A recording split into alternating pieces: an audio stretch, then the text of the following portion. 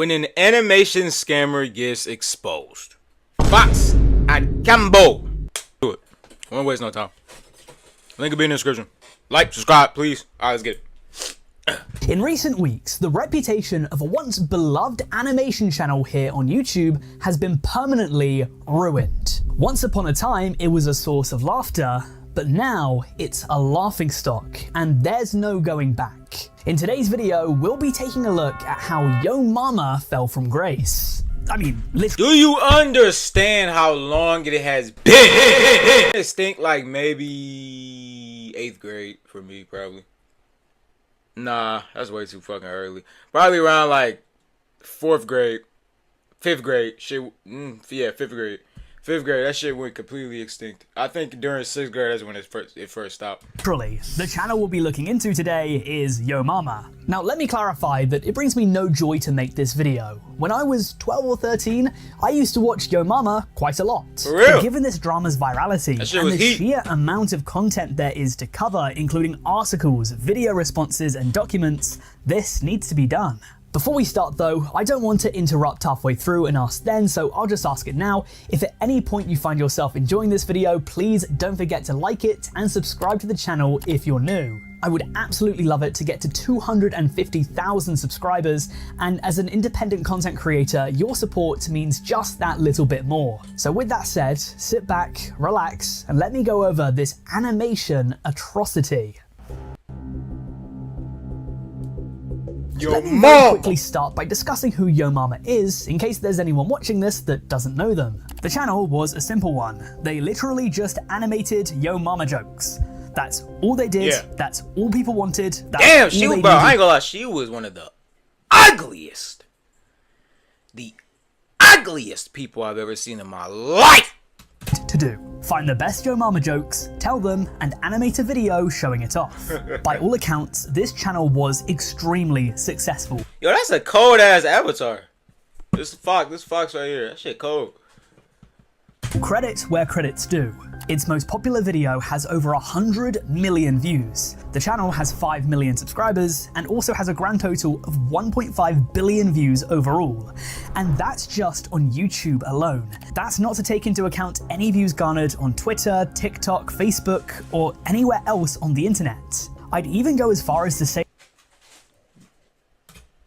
that Yo 2010s. And while it's very obvious to see that, at least in the current day, the hype around it has certainly died down, that doesn't mean that at least at a point in time, Yo Mama was a very successful channel. But if you've been as terminally online as I've been over the past couple of weeks, especially on Twitter, then you might have come across some tweets, videos, and threads that have soured the legacy of this animation giant. It's 2026, guys, you know the drill. This is yet another animator that's been done for promoting a meme coin.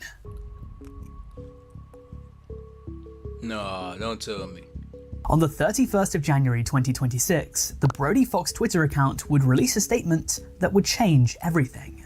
Titled, "Hot Take, Meme Coins Might Work." Now before we judge, let's remember to look into all of this, because as Brody says, "Look at the comments and see how many normies are angry at me. Most of them haven't read what I'm about to say." Which, to be honest, might be a slightly underhanded, manipulative way to try and brush off all criticism as ill-informed. So I'm going to play his game. Let's reserve our judgment until after we hear each point that he makes. And we'll be hearing a lot because he's written the works of Shakespeare trying to defend himself. Almost 3,000 words in total. Damn. So I'm not going to read the entire thing verbatim. That's all one tweet. I'll walk you tweet. through what he said. He starts off with some pleasantries before introducing himself as Zach James. This is an important name to remember because while there are many people associated with the Yo Mama brand, the meme coin is entirely on Zach. For reference, he's one of the co-founders of the brand, and the fact that it's specifically him and not everyone else associated with the brand is important for later. He starts off by arguing that in the past he's been a visionary. He was early to the YouTube game and had ideas that would later come true, such as content houses and the abolition of MCNs. Personally, I don't think this logic tracks. If anyone here is well versed in logical fallacies, please let me know which one it is down in the comments, because this is definitely one of them, I feel. Just because you're savvy in content does not mean you're savvy in crypto. On top of that, for the sake of argument, let's give Zach his flowers and say that he was a visionary in the creator space. Well, so were many other people. There are many channels on YouTube that were more successful than Yo Mama, that were successful for longer than Yo Mama, True. and that changed the game more than Yo Mama did. True. Just because you had historical success in a completely unrelated field does not mean that you'll have any future success in this one. He then explains how he got into crypto and NFTs, wanting to learn more about the subject while most people turned away from it. He said he first attended an NFT event to see what kind of people turned up, expecting it to be wannabe alpha males in a demeasuring contest, but was wrong. Oh my god, who the hell cares? This I don't believe. At the very least, I think that he's leaving something out. I don't think that you spend time and money to go to a convention just so you can see the types of people that go there.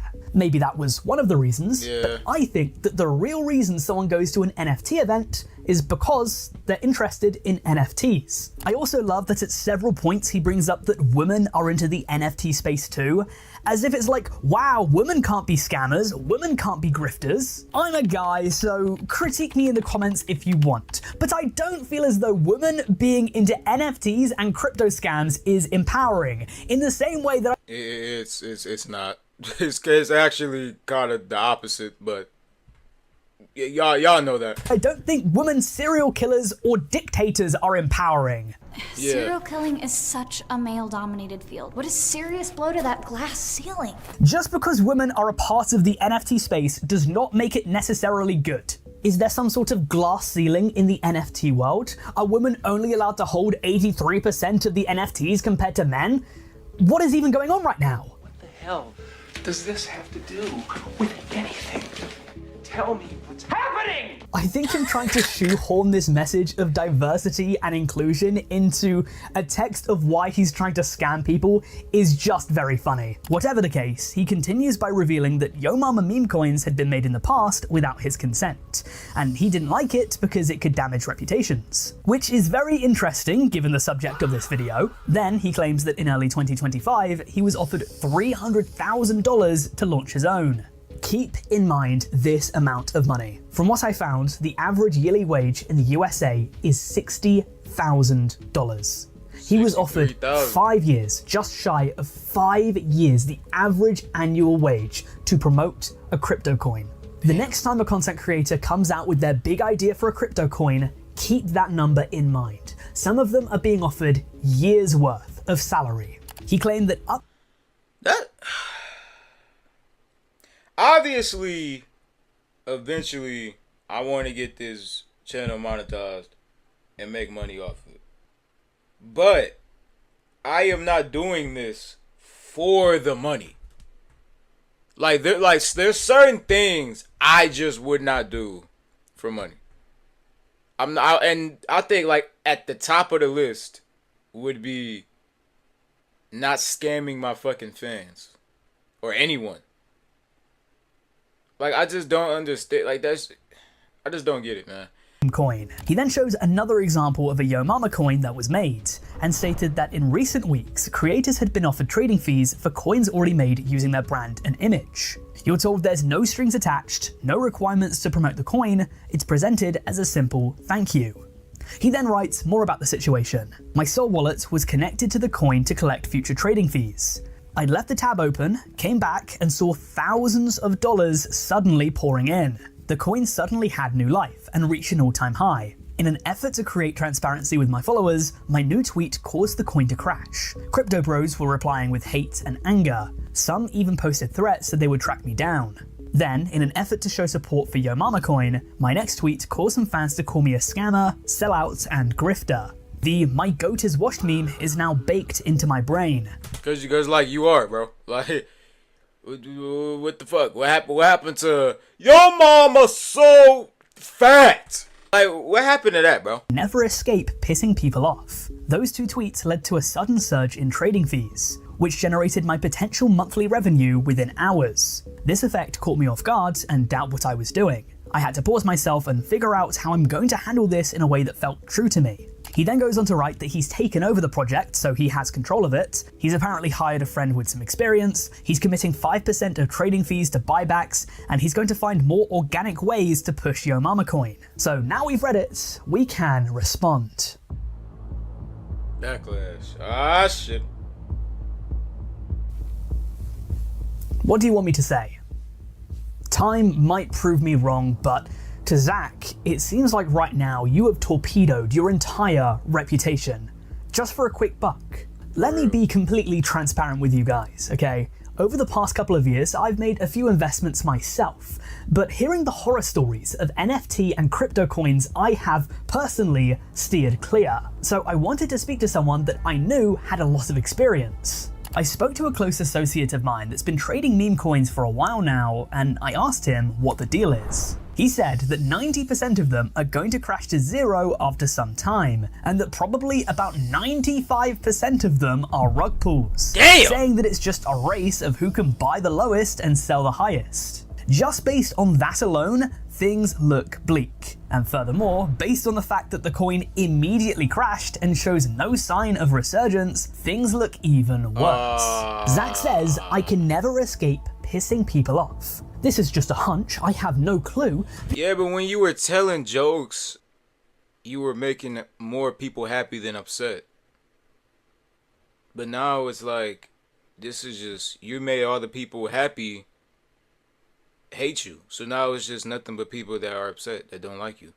It could be because you're pushing a product in a field that is known for manipulations and scams. Exactly. How could you be trying to play the victim? According to his version of events, he's seen that Yo Mama Coin is being pushed by grifters, and he's decided to stand with the grifters. We're saved! What's your name, new hero? It's Titan. Thank you. Thank you! Titan has freed us! Oh, I wouldn't say free. More like under new management. So let's see how this has been received. I think we should read the comments. Yes, scam your OnlyFans left, I stan. Yo Mama So Stupid, she thought meme coins would work. King Gross, just a bunch of two-faced, long-winded gibberish to say, yes, I sold out. Exactly. I mean, I can't lie guys, this tweet was not taken well. Over the past couple of years, content creators have been coming out of the woodwork, leveraging their audiences and taking big paychecks to promote crypto coins. And maybe you guys could enlighten me down below if you know a single one instance of a creator pushed crypto coin that was able to hold its ground and make people money for a year, for 6 months, for maybe even 3 months. But every single one I know about, within about 2 weeks of it coming out, just goes and flatlines. How many times do we have to tell these people that if you promote a crypto coin, you're going to get some flack?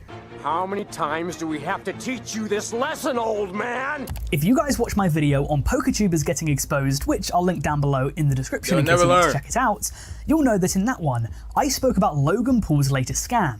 Long story That short, fucking he got a bunch Bro, this fucking Pokemon card he got, bro. Oh my gosh. of people to invest in his rare Pokemon cards, then used a loophole to buy it back from them on the cheap, and then sold it for a huge profit. Well, I'll say the same thing I said there again. Why do this? Ladies and gentlemen, here's an insider secret. 1.5 billion channel views is going to make you wealthy. Zach has gone out on Twitter in the past to brag about the money he's made. Tens of thousands of dollars if he's being earnest. You've made your back. Why risk ruining your reputation to squeeze water out of this stone? Because he's greedy. It's all about the money now. Fuck the entertainment. It's about the money. He's greedy. That's what it is. That's what it always has been with these people. They're greedy.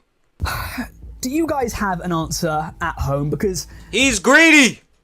for me, I just can't wrap my head around it. It doesn't compute. I mean, I get it, alright? Make your back. I'm not going to criticize someone for making money in an honest way. But over the past couple of years, there have been some fairly clear signs that Zach is using the Yo Mama brand to line his pockets as full as they can be. Take a look at the channel today, and it is literally just made up of daily compilations of its old work. According to Zach, he does this because of some sort of contract that he can't fully disclose. You can give him the benefit of the doubt if you want, but to me, this is suspicious. I have no idea what legal framework you've fallen into so that you're contractually obliged by someone to make 30-minute compilations of Yo Mama content for years on end, alright? How ridiculous does that sound? And also, you're legally silenced from talking about why? I mean, what have you found yourself in? Who is forcing you to make these 30-minute compilations of recycled Yo Mama skits from 15 years ago? Damn, What is going on this that long? story you're telling us? I mean, fair play. If you can somehow shed some light on it, fair dues. I just think it's a little bit far-fetched. I don't know about you. This sounds ridiculous. I think a much simpler answer is that he's maximizing his revenue. And I also think it's interesting because if that is the case, he does know that it's perhaps a little bit morally wrong because he's lying about it, okay? From what I'm aware of, they've not made new Yo Mama content for quite a long time now. In fact, a quick trip to the comments will tell you that these are all old videos. This entire situation is making the brand be seen in a different light, and it appears as though even people that know Zach aren't supporting him, with a close associate of his recently making it known. He's a grifter. Things have been getting so bad recently that on the 17th of February, Brock Baker, who voices several characters on the show, came out to make a video trying to distance himself from Zach.